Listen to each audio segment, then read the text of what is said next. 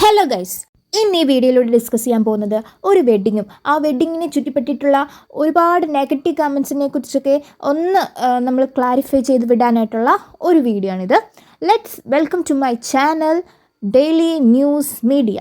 അപ്പം നമുക്ക് എല്ലാവർക്കും അറിയാവുന്ന നമ്മുടെ യൂട്യൂബർ ഗ്ലാമി ഗംഗയുടെ വെഡ്ഡിങ് ആയിരുന്നു ഏപ്രിൽ 20th.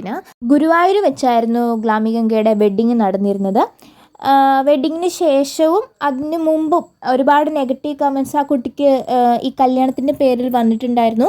ഗ്ലാമി ഗംഗ എന്ന് പറയുന്ന ആൾ ഒരുപാട് സ്ട്രഗിൾ ചെയ്ത് യൂട്യൂബർ എന്ന നിലയിൽ ഒരുപാട് സ്ട്രഗിൾ ചെയ്ത് വന്ന ഒരാളാണ്.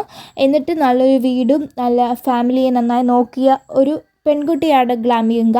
വ്യൂവേഴ്സിൻ്റെയൊക്കെ ഒരു ഡൗട്ട്, ഇത്രയും മെച്യൂറായി പെരുമാറുന്നൊരു കുട്ടി, ആ കുട്ടി എന്തിന് ഒരു രണ്ടാം കെട്ടുകാരനെ കെട്ടി?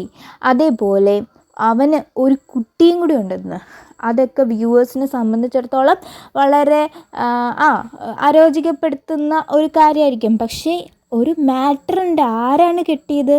അതേപോലെ ഗ്ലാമി ഗംഗ ആ കുട്ടി ചൂസ് ചെയ്യാൻ അറിയാത്ത കുട്ടിയാണോ അത്?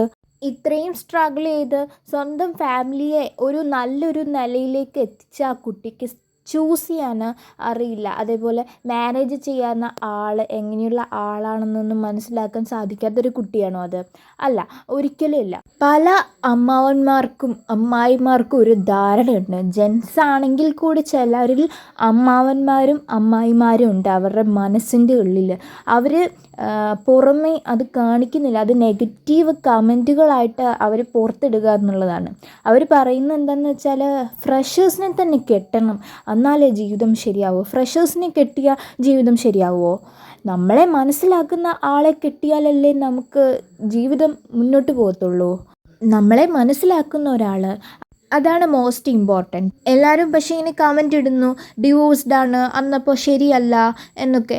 ബട്ട് ഡിവോഴ്സ്ഡ് ആണെങ്കിലും ഡിവോഴ്സ്ഡ് അല്ലെങ്കിലും ഫ്രഷർ ആണെങ്കിലും ഫ്രഷർ അല്ലെങ്കിലും എന്താണ്, നന്നായി ജീവിക്കൂ എന്നുള്ളതാണ് പ്രധാനം. സോ അതാണ് നമ്മൾ നോക്കേണ്ടത്. ഇനി അങ്ങോട്ട് നമ്മൾ അതാണ് നോക്കേണ്ടത്.